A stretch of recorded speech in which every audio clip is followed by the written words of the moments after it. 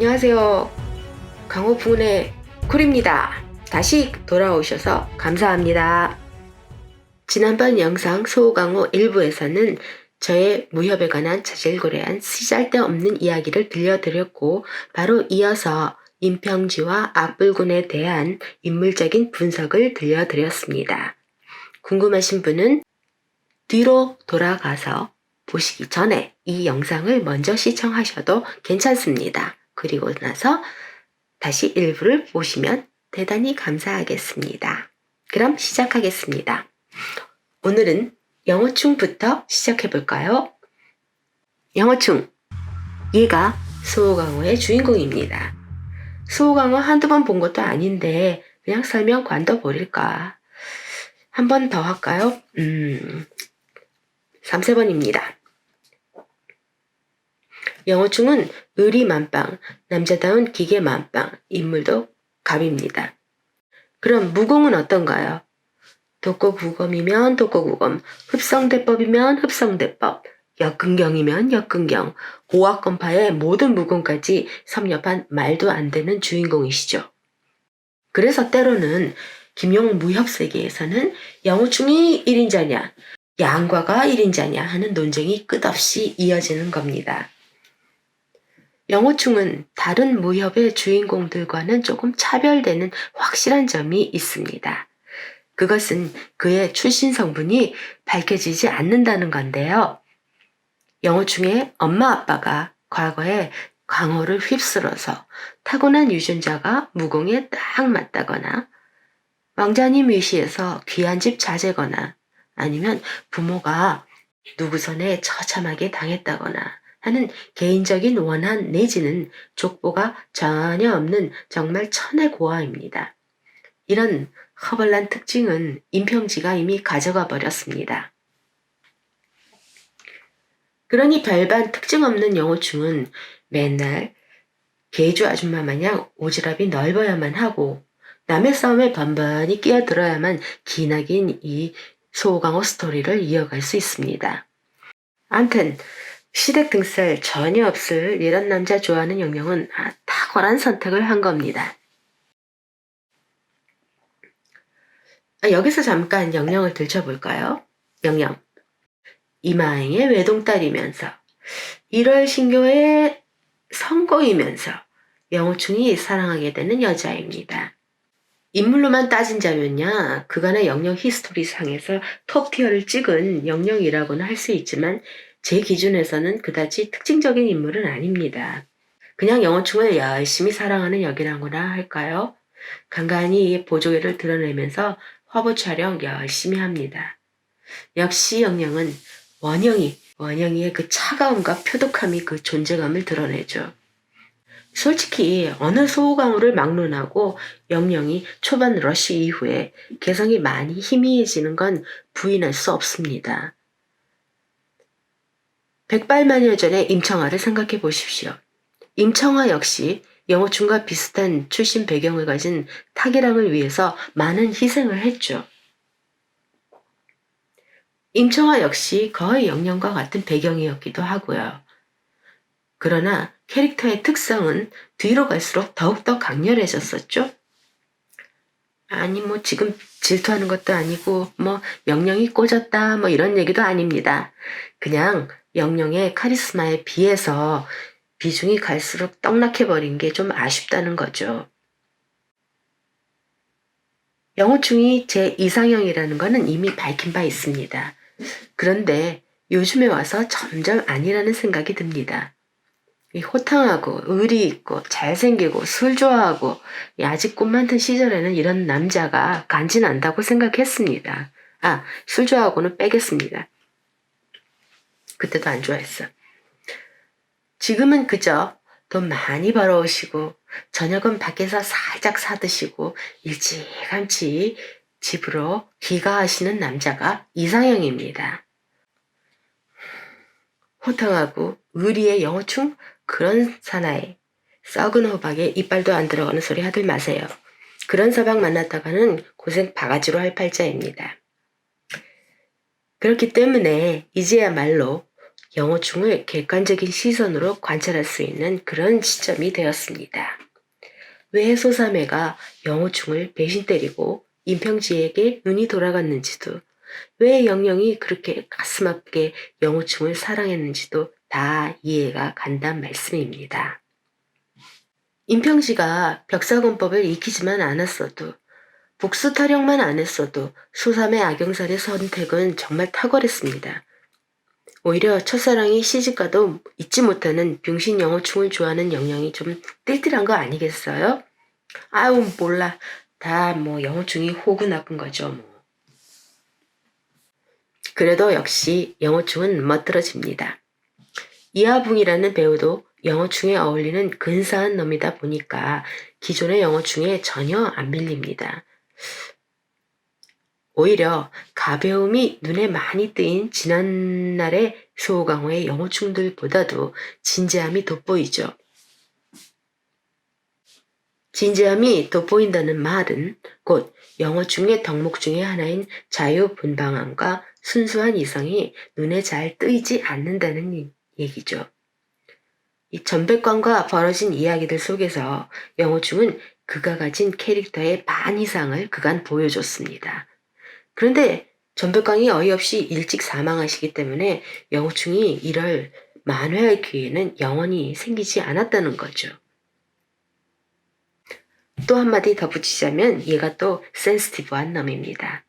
동방불패가 애인과 함께 죽는데 지가 왜 장미꽃잎이 떨어지는 하늘을 보면서 감상해졌습니까? 하긴 전백광이 감상해져지면 화면 편집당하겠지만요. 그렇지만 이 장면은 영호충이 동방불패를 위해서 보인 마지막 배려란 걸 하마터면 놓칠 뻔했습니다. 그래서 이 멋진 놈, 영호충, 역시 나의 이상형입니다. 장미꽃 얘기가 나왔으니까 하는 말인데 이 드라마는 화면이 참 아름답습니다. 결투 장면들도 대부분 그렇죠. 이제 이 드라마에서 봐줄 만한 액션씬을 4개 추천해 드리겠습니다. 베스트 액션씬 첫 번째는 화산파를 위해서 검정파 무리를 물리치는 영호충입니다. 이미 모두들 충분히 얻어 터진 다음이었습니다만 영호충은 여전히 배터리 충전 중이라 널브러져서 보고만 있었습니다. 소강호에 익숙하지 않은 시청자라면 쟤 왜 저래 했을 만한 상황 연출일 수도 있습니다. 의천도룡기의 장무기만큼은 아니더라도 영호충 정말 스토리 내내 뒤지게 아픕니다. 암튼 그는 독고구검으로 화산파를 구출하죠. 많은 영화들이 써먹는 비오는 날 피박 터지기 역시 근사한 장면이기는 했습니다. 질리질 않는다니까요. 넘버 2! 두 번째는 1월 신교 무리에게 공격당하는 향문천을 도와 싸우는 영호충 되겠습니다. 이 무협 드라마의 장점은 호흡이 길다는 거죠. 액션씬 역시 긴 호흡으로 가는 경우가 많죠. 너무 길다 보니 끝없이 줄지어서 공급되는 적들. 중국에서는 아직도 인해 전술이 먹히나 봅니다. 영호충과 향문천에게 한 가지 전술을 알려주고 싶었습니다. 36개 주랭랑. 이 전술 니네 거야. 중국 거라고. 그런데 영호충이 싸움마다 꼬참견질을 하는데 한 가지 공통점을 발견했습니다. 영호충 혼자 행동할 때는 꼭 끼어들고 영영이랑 있을 때는 강 건너 불구경을 주로 합니다. 임평지가 장님되던 결전에서 저는 영호충을 믿었습니다. 소삼이 생각해서라도 그를 도와줄 거라고요. 돕기는 개뿔. 저는 영호충이 스트리트 파이터 관객인 줄 알았습니다. 물론 원작대로 영호충은 그걸 보고 벽사건법을 알아가야만 했죠. 근데 그게 거리가 너무 가까워서 소삼의 절박함이 너무 훤히 보이니까 영호충이 얄밉더라는 거죠. 다음 세 번째 씬입니다. 동방불패와 싸우는 이마행 영호충 향문천 그리고 영영입니다. 치사 빤싸게 1대 4이지만 그 아름다움은 참으로 컬러풀합니다. 피가 튀어도 뭐 보이기나 하겠어요. 그렇지만 이 맛에 무협 시리즈 보기도 합니다. 피바다 전혀 없이도 보여줄 수 있는 거 다 보여주거든요. 절제된 잔인한 장면은 오히려 그들의 무공을 더 소름 끼치게 만듭니다. 시청자의 경험에 따라서 상상은 더 무서운 법이니까요. 내상은 얼마나 입었을라나. 동방불패의 이 패전은 이 드라마 통틀어서 가성비 가배 효과를 낸 장면이기도 합니다. 그동안 침묵 속에 별로 등장하지도 않던 동방불패의 심리를 몽땅 다 때려박은 장면이기도 하지요. 이 장면처럼 드라마의 많은 부분에서 동방불패는 계속해서 영령과 교차 편집됩니다. 그로 인해 동방불패는 단 한마디 하지 않아도 자연산 여자인 영령에 대한 무한한 부러움을 표현했었습니다.